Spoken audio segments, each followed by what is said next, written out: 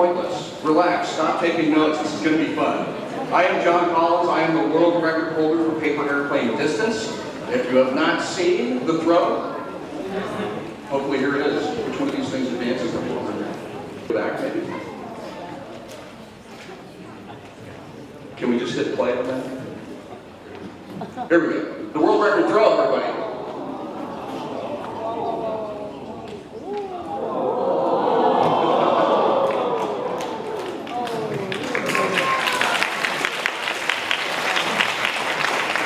Kind of exciting that day. So I always like to start out by talking about the difference between a dart and a glider. And in the paper airplane world, it really boils down to wing size. Little wings have to work harder to lift the same amount of weight as big wings, and that really is the difference between a dart and a glider. So this is a dart, small wings. And this is a glider, big wings. A little slower. Now, some people out there may have noticed the difference in aspect ratio. So that plane on the left is what world record airplanes used to look like for distance. That's Stephen Krieger's plane. The plane on the right is mine. His used to take about 3 seconds to go 200 feet. Mine takes 9, so mine's a real flying machine. This is also a dart, but it might not look like a dart because it's got broad wings. These two planes are roughly the same shape, but again, wing size is going to be determinant of speed. So here's the stealth dart, and here is the max lock. Nice catch. Occasionally I like to do something crazy with wing shape. These are all just folded paper airplanes. There's no cutting or gluing or taping. These are all just folded. So this is a cab-over design with kind of a stair-step wing. It's technically a canard design because of that small wing in front, but none of that really matters. It still just flies. Ooh, for a photographer, that's a really good catch. This is the twin jet. More accurately, the twin nacelle. I'm still working on the folding technique for the turbofan ducted prop engines that go in those engine coverings. It's a lot of fancy folding, but still a pretty good flyer. Now this, I always like to include in every book one plane that's basically impossible to fold. I can't throw this one that far. I'll get to you. So this is the ring thing. If you get the book and start folding, don't start with this one. This one will make you crazy. It's got a circular nose, it's all locked together. And again, there's no cutting or gluing, it's all, terrible. Didn't even make it past the first line of defense here. There we go. Aha. Now, I mentioned earlier all my planes are folded from single sheets. That's not entirely true. This is 2 pieces of paper folded together. And I noticed that I could do that after I came up with this guy, which is a interlock dart. And if you take the tabs from one and stick it into the pockets of another, you take a pretty good dart like that.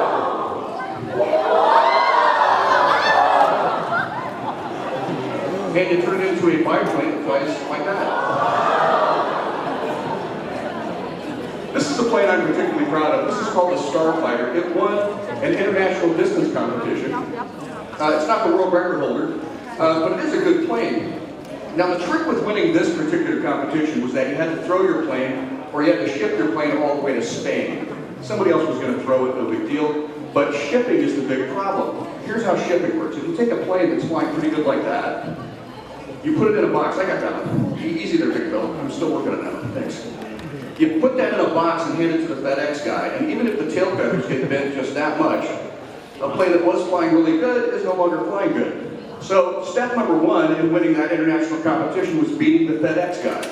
I made a plane with hexagonal tail feathers. Hexagon shapes, of course, one of the most structurally sound shapes. You find them in nature and honeycomb, you find them in all kinds of high-tech sporting goods. You can really beat on the back of the plane and have it keep flying. Sound booth, here you go. Now, I studied origami pretty seriously for a few years, and I took all those tricks back to paper airplane making with an eye toward making high-performance planes. I'll admit the origami creeps back in too far every once in a while. Nobody really needs a paper airplane with a swan head stuck to it. But if you could, why not? Nobody really needs a pelican plane. But from what we now know about wing size and air speed, which one of these planes will fly faster? How many people say pelican plane? Nobody wants to guess, okay? Yes, you are correct, sir. Pelican plane flies very fast. and the swan plane flies much slower. More chunk plane. Now, this plane is what I like to call a spectacular failure. Every once in a while, you get surprised by the planes. I started out to do a seagull plane, shaped like a seagull. You can see that I got the wing shape about right. But something extraordinary happened when I threw this plane for the first time. You have to watch closely. You can kind of see it happen here. Everybody see the wing shake a little bit? Throw it again. Oh. See the wing shake? That had me puzzled. I had no idea what was causing those wings to shake. It took me about 2 weeks to figure it out. And once I figured it out, I knew I could fold that same plane with much thinner paper. This is phone book paper. Okay, so like phone books. That's like a non-volatile means of information storage. The first social networking I did. Really thin paper is the idea here. So this is the same plane, folded exactly the same way.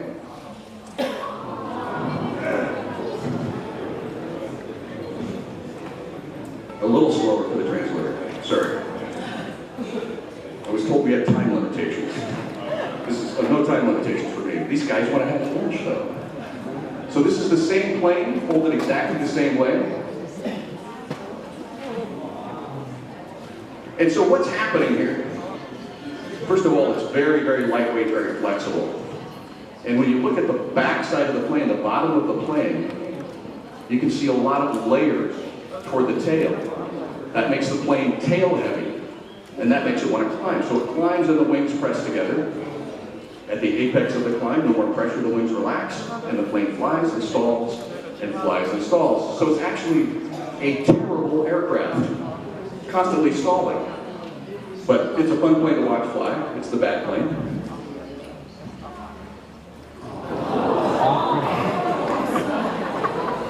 This is not an airplane. Probably figured that out. This is a really complicated piece of origami. It takes about 8 hours to fold. Perfectly okay to say, paper airplane guy, get a life. 2 words in my defense: jury duty. So, most people give up on folding as a technique for paper airplanes. I would say, if you take a look at that, you can see there are a lot of possibilities with folding. 5 fingers on each hand, eyes, nose, mouth, tongue, wings, horns. You can do a lot with just folding. So I thought we might talk a little bit about flight, how things fly. Again, don't take notes, this is just kind of fun. But for gliders, 3 main forces act on any glider. You've got lift, gravity, and drag.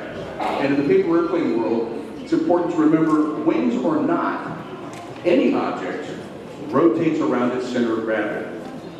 So, if you want to get a plane to fly nice and level, you line up the center of gravity with the center of lift, and you can get level flight. If you want to get your plane to climb, you can move some layers of paper to the rear. If you want to get your plane to be nose heavy or dive, you can move some layers of paper toward the nose. Wings or not, any object rotates around its center of gravity. So, if you want to find the center of gravity on an object, all you need to do is throw it and watch how it rotates. Right there's the center of gravity. Let's take a look at something a little more interesting. This is a paper airplane, believe it or not. Now notice, as that plane was rotating, where's the center of gravity? It's not actually on the surface of the plane. The center of gravity is not on the plane. It's in the middle of the plane.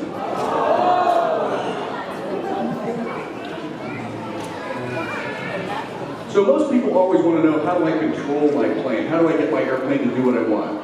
Let's say that we want to get this plane to make a left turn. To make a left turn, I bend the trailing edge, the back of the plane, to the left. Here's the technical explanation of why that works. Air will go down the side of the plane, hit that bend. The air gets reflected to the left. Since the plane is rotating around the center of gravity, the tail goes to the right because the air reflected left. The tail goes to the right because the plane is rotating around the center of gravity. The nose goes left. Here's the good news. Don't memorize any of that. Just bend the trailing edge the direction you want the plane to go. Left to go left, right to go right, up to go up, down to go down. And now we're perfectly free to talk about ducks. We're not actually going to talk about ducks. We're going to talk about canard designs. Canard is French for duck. So these are three famous canard designs. A canard design just means it has this little wing in front. So that's the Wright Flyer, the first powered, controllable, sustained flight aircraft. This is the first aircraft to fly across the English Channel, human-powered, the Gossamer Albatross. This is the Voyager, the first airplane to fly around the globe, non-stop, without refueling. And what they all have in common is this little wing in front. And here's why this little wing in front is a big deal.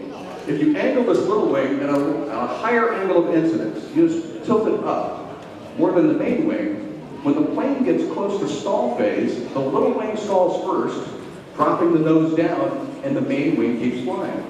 It's a super safe kind of aircraft. Now, the Wright brothers didn't know anything about a stall. Nobody knew anything about a stall in those days. All the Wright brothers knew is that everybody before them had put that horizontal stabilizer at the rear of the plane. And a lot of people had died trying to figure out how to fly. And so they just did the opposite and accidentally invented the safest kind of aircraft in the world. This is my canard design, the Super Canard. And you can see I'm playing the same game. I'm angling that forward wing at a little higher angle of incidence than the main wing to create a stall-resistant paper airplane.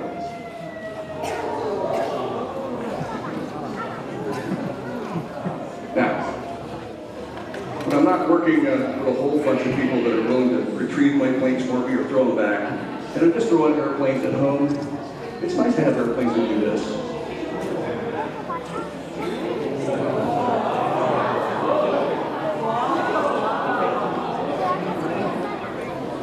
Paper airplane juggling, it's been outlawed in some states.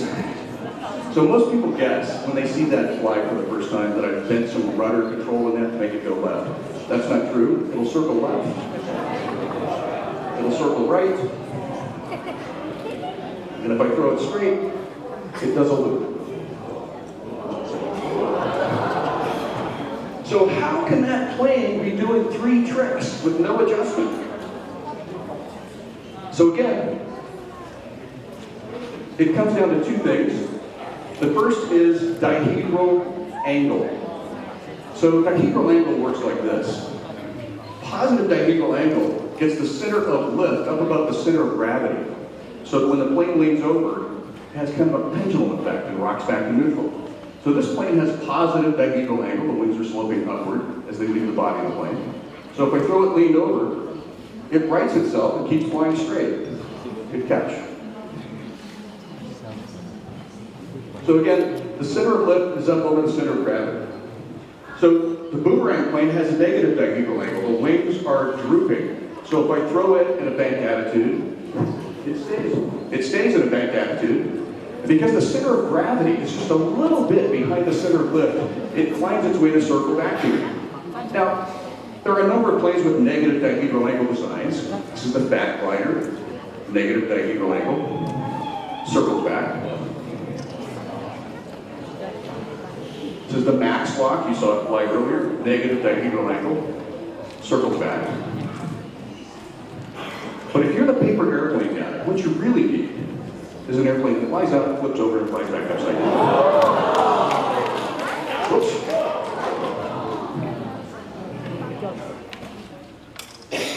There we go. It's not getting out there. So, yeah, thank you. So this plane has positive dihedral angle on the way out, very tail heavy, so it does a crazy stall. And then upside down, positive dihedral angle on the way back. So two flight modes, straight out and straight back, both with positive dihedral angle. So a few years ago, I got interested in breaking Guinness World Records because I noticed if your book said Guinness World Record holder on it, you could sell a few more books. Not a crazy idea. So I got the guy's plane, the guy's book, who held the world record, Ken Blackbird. His plane has got a good glide ratio. I have plenty of planes with that good a glide ratio. So I figured I'm in the hunt. And then I went to YouTube and watched Ken throw his plane. There's where the trouble started. Ken's right arm is like a bazooka. My right arm is more like a wet noodle. So I knew I was never going to be able to throw anything as hard as Ken, so I had to come up with a new concept for the time aloft problem. This plane was my solution for the time aloft problem.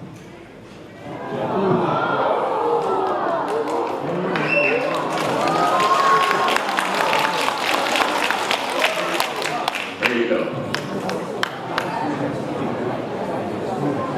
So, the world record when I made that attempt was 28 seconds. I took my airplane to the Exploratorium in San Francisco and I flew it for 30 minutes. Just because I'm that kind of a guy. I sent that video to Guinness and they said, that is amazing. We have never seen anything like that. Now we are going to have to rewrite the rules to forbid your kind of plane. So I didn't get the world record. But I do have a very interesting plane. It's super lightweight, made from phone book paper. And it falls very slowly. It's sinking very, very slowly. And all I have to do is walk forward with this piece of cardboard. And as long as the top of the cardboard is leaned back, I'm scooping up air. And as long as the air is moving up, the same speed the plane's moving down, it surfs right there in that wave of air. I have another plane that flies that way. I love this plane because it does not look anything like a paper airplane.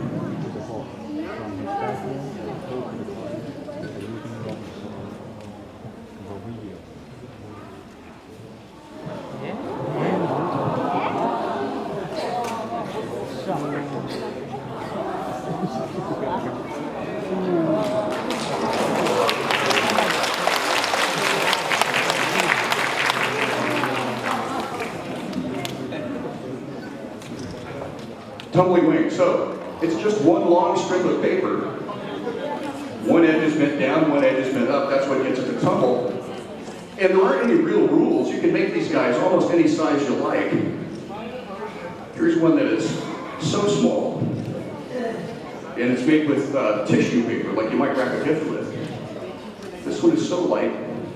You can fly it with your hands. Now, there's no physics involved with this one. This one is just magic.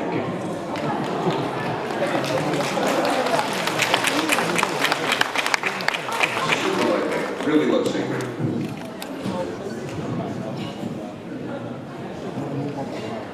Okay, the world record plane. So the world record plane that you saw fly earlier has a number of firsts associated with it. First glider, first designer thrower team. That was kind of a big deal. The previous world record holder did not like that idea. Again, the comparison between the two planes. And a new idea for paper airplanes called dynamic dihedral angle. We talked about dihedral angle earlier, how it stabilizes a plane. But the downside of dihedral angle is that it adds drag. Drag is very bad. That's resistance to forward motion.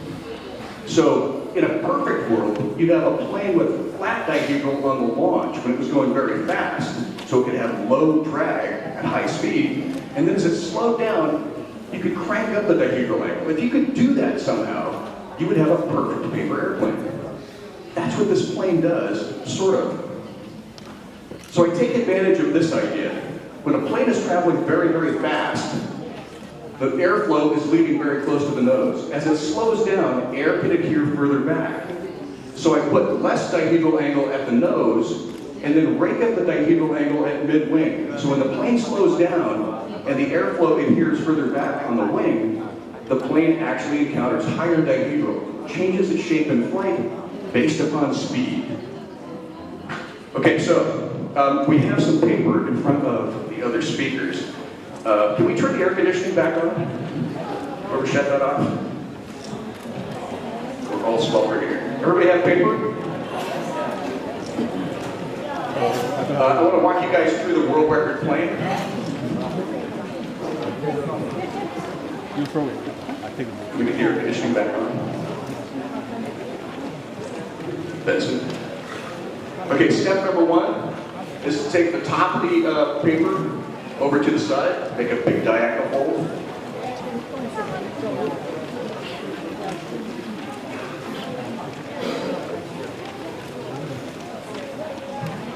You're not playing along. Yeah. Jet lag. This will help with jet lag. Guaranteed. We're going to unfold that. And then we're going to make a diagonal fold the upwards.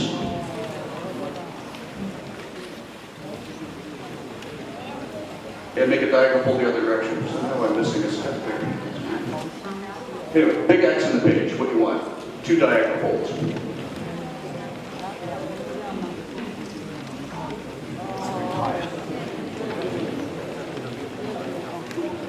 Diagonal fold that way, diagonal fold the other way.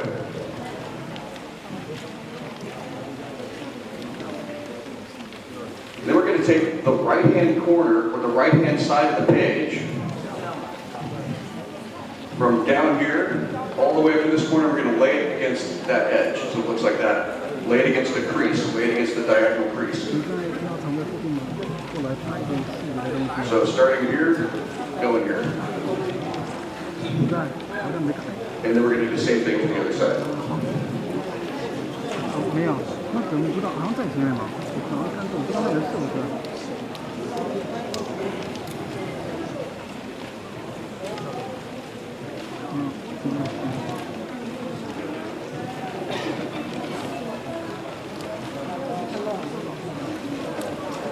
The next step is to make a fold that goes right across the center of the X. You're going to fold the top straight down. And you'll notice that you've got the diagonal fold layer you can see on top. Go ahead and line up the old diagonal fold, the bottom layer and the top layer. If you line those up, the next step is going to be easier.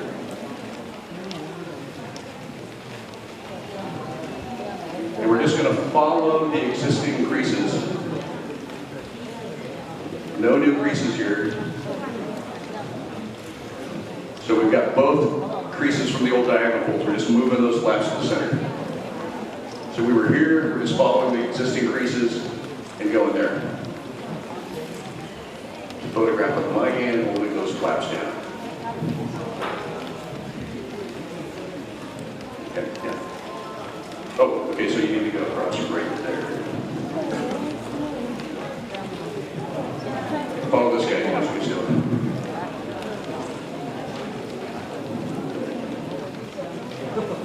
We okay? We were here, right? Got that down? Now we're following the existing creases, going there. Now we're going to fold it in half. You have to flip it over and fold it in half so that all the layers are on the outside.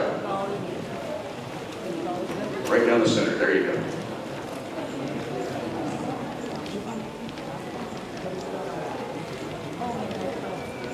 This is, in fact, the toughest part of this plane, making the wing fold.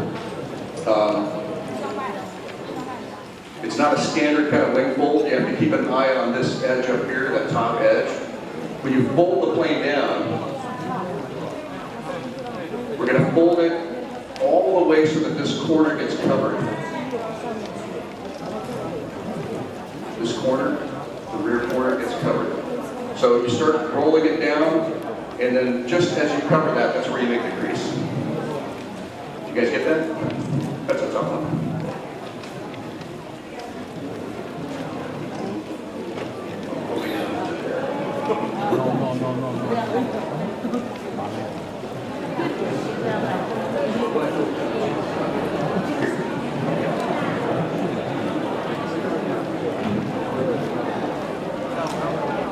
And flip it over and make the other wing match. Okay, once you've got that folded, the measurements I use for the front of the plane, the middle of the plane, and the back of the plane are right there. Not real important to do that your first time around, get that precise, but just give it a little positive behavioral angle. So your wings are drooping right now. So hang on to it. And just lift the wings up so you've got positive behavioral angle. Everybody got a completed plane? Looks like a lot of people made it through. Let's try something. Let's do a launch. Everybody ready? Here we go. 3, 2, 1, launch!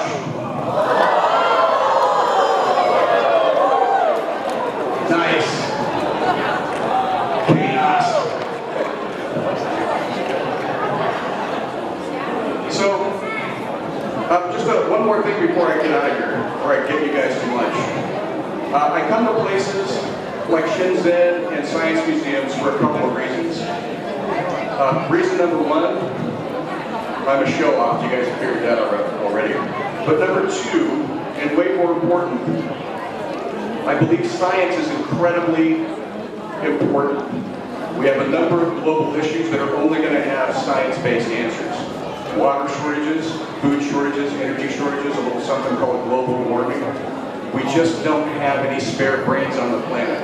So I want to thank you guys for coming to Shenzhen. I want to thank you guys for tolerating me. I hope to see you next year. Thank you very much.